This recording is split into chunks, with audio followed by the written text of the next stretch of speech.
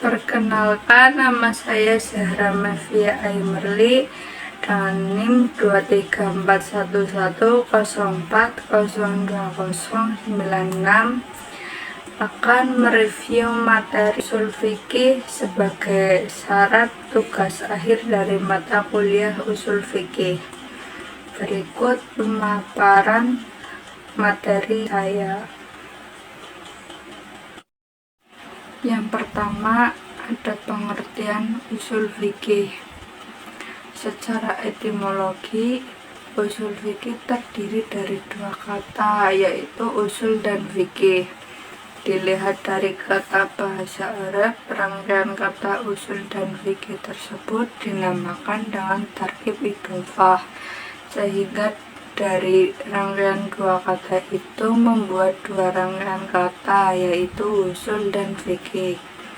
Kata usul adalah bentuk jamak dari kata asal yang menurut bahasa berarti sesuatu yang dijadikan dasar bagi yang lain atau bermakna pondasi sesuatu, baik bersifat materi maupun non-materi, sehingga usul fikih berarti sesuatu yang dijadikan dasar bagi fikih.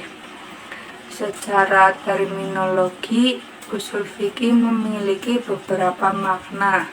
Salah satunya adalah definisi usul fikih dari Abu Hanifah, yaitu pengenalan seseorang tentang hak dan kewajiban yang berkaitan dengan perbuatan. Usuliyin dari aliran Syafi'iyah seperti Imam Al-Ghazali merumuskan usul fikih adalah mengenal dalil-dalil hukum yang bersifat global, bukan secara terperinci. Dari definisi ini terpahami bahwa usul fikih itu merupakan dalil-dalil hukum secara global. Kedua, ada sejarah perkembangan usul fikih. Yang pertama, ada pada masa Rasulullah.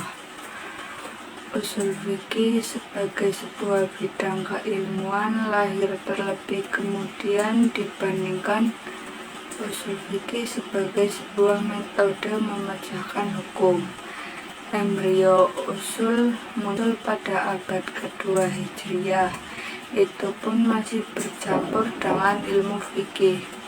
Pada masa sebelumnya, yakni masa Rasulullah, kehadiran ilmu ini dirasa belum diperlukan karena dalam hal menetapkan hukum, Rasulullah mendasarkan atas wahyu yang diterima serta dikuatkan dengan ijtihad fitrinya tanpa memerlukan dasar-dasar dan kaidah-kaidah untuk mengistimbatkan hukum. Rasul dan para sahabat berijtihad dalam persoalan-persoalan yang tidak ada pemecahan wahyunya. Ijtihad tersebut masih dilakukan sahabat dalam bentuk sederhana tanpa persyaratan rumit seperti yang dirumuskan para ulama di kemudian hari. Yang kedua, pada masa sahabat, wafatnya Rasulullah memunculkan tantangan bagi para sahabat. Munculnya kasus-kasus baru menuntut sahabat untuk memecahkan hukum dengan kemampuan mereka atau dengan fasilitas khalifah. Sebagian sahabat sudah dikenal memiliki kelebihan di bidang hukum.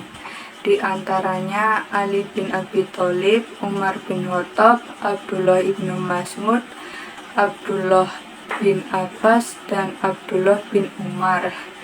Pada era sahabat ini digunakan beberapa cara baru untuk memecahkan hukum. Di antaranya ijma, sahabat, dan maslahah. Pertama, Khalifah atau Khulafaur Rasyidin biasa melakukan musyawarah untuk mencari kesepakatan bersama tentang persoalan hukum.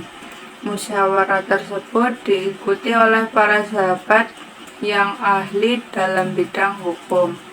Keputusan musyawarah tersebut biasanya diikuti oleh para sahabat yang lain sehingga memunculkan kesepakatan sahabat. Itulah momen lahirnya ijma sahabat yang di kemudian hari diakui oleh sebagian ulama.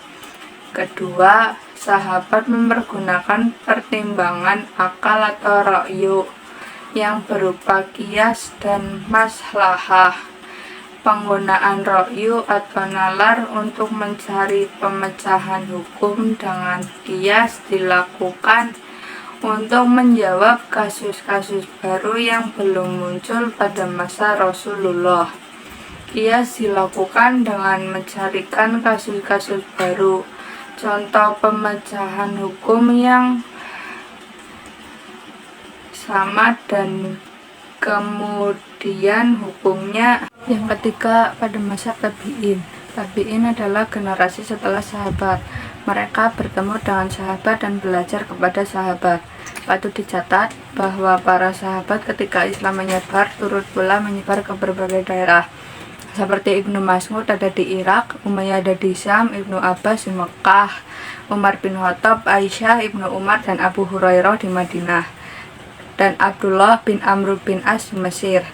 Para sahabat tersebut berperan dalam penyebaran ajaran Islam dan menjadi tempat masyarakat masing-masing daerah meminta fatwa. Mereka pun memiliki murid-murid di daerah-daerah tersebut. Murid-murid tersebutlah yang kemudian menjadi tokoh-tokoh hukum di daerahnya masing-masing. Kemudian selanjutnya ada sumber-sumber dalam pengambilan hukum Islam. Yang pertama ada Al-Quran. Secara bahasa, kata Quran berarti membaca atau bacaan. Menurut para ahli bahasa, kata yang berwazan fu'lan ini memiliki arti kesempurnaan. Menurut istilah, Al-Quran adalah kitab Allah yang diturunkan kepada Nabi Muhammad yang bermaktub dan dalam mushaf dan disampaikan kepada kita secara mutawatir tanpa ada keraguan. Kemudian yang kedua ada sunnah.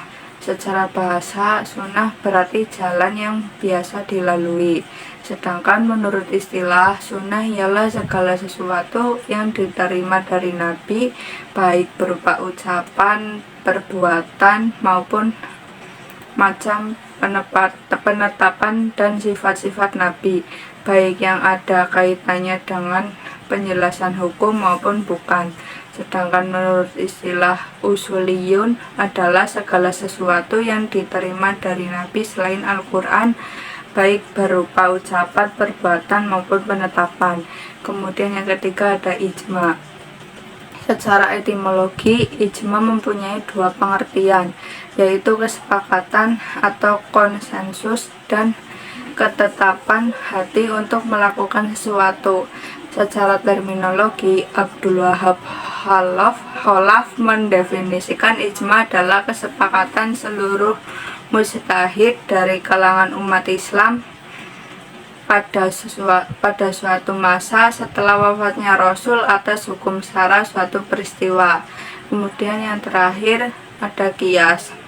Secara lughawi, qiyas berarti ukuran, mengetahui ukuran sesuatu, membandingkan atau menyamakan sesuatu dengan yang lain.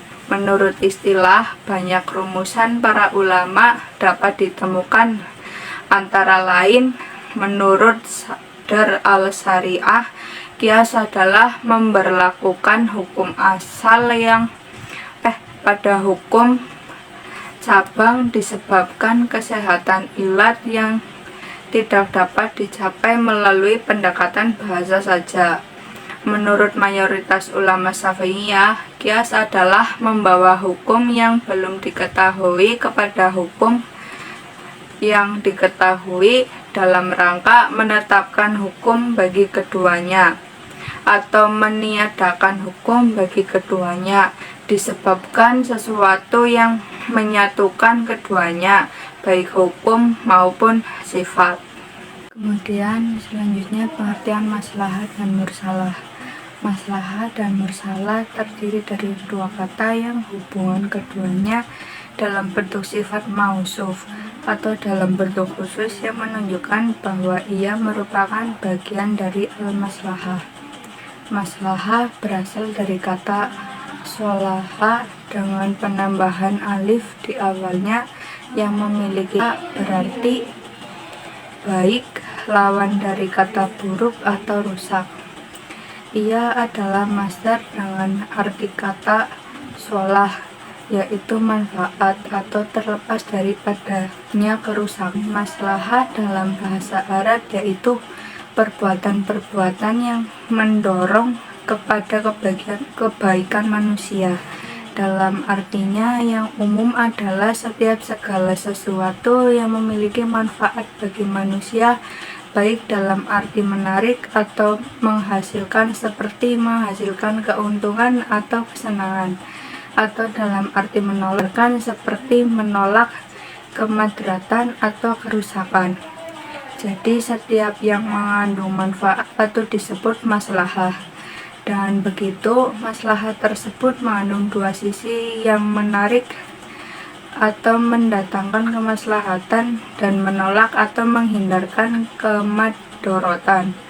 Al-mursalah adalah isim maf'ul atau objek dari fi'il madi atau kata dasar dalam bentuk sulasi atau kata dasar yang 3 huruf, yaitu rasul dengan penambahan huruf alif di pangkalnya, sehingga menjadi ar-rusulu. Secara etimologis atau secara bahasa artinya terlepas, atau dalam arti bebas. Kata terlepas dan bebas di sini bila dihubungkan dengan kata maslahah, maksudnya adalah terlepas atau bebas dari keterangan yang menunjukkan boleh atau tidak bolehnya dilakukan.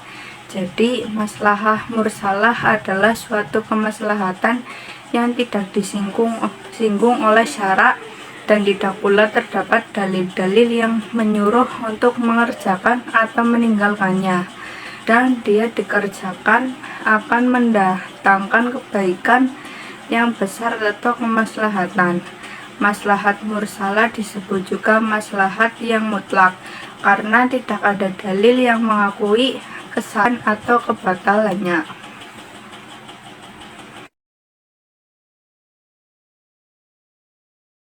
Kemudian contoh kegunaan memahami usul fikih dalam kehidupan. Memahami usul fikih memiliki beberapa kegunaan penting dalam kehidupan sehari-hari. Antara lain, 1. Membantu mengambil keputusan hukum yang tepat.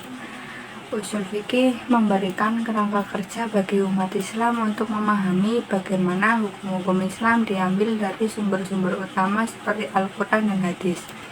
Ini membantu individu dan ulama dalam membuat keputusan yang sesuai dengan prinsip-prinsip Islam. Yang kedua, ada meningkatkan pemahaman terhadap hukum Islam.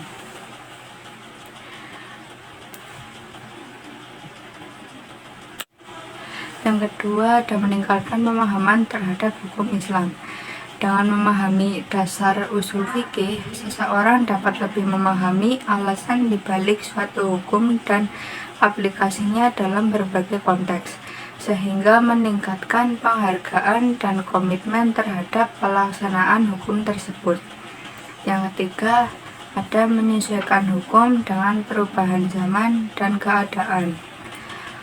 Usul fikih memberikan alat untuk melakukan ijtihad, yaitu usaha maksimal seorang mujtahid dalam menetapkan hukum syara dalam masalah yang tidak ada ketentuan hukumnya secara pasti.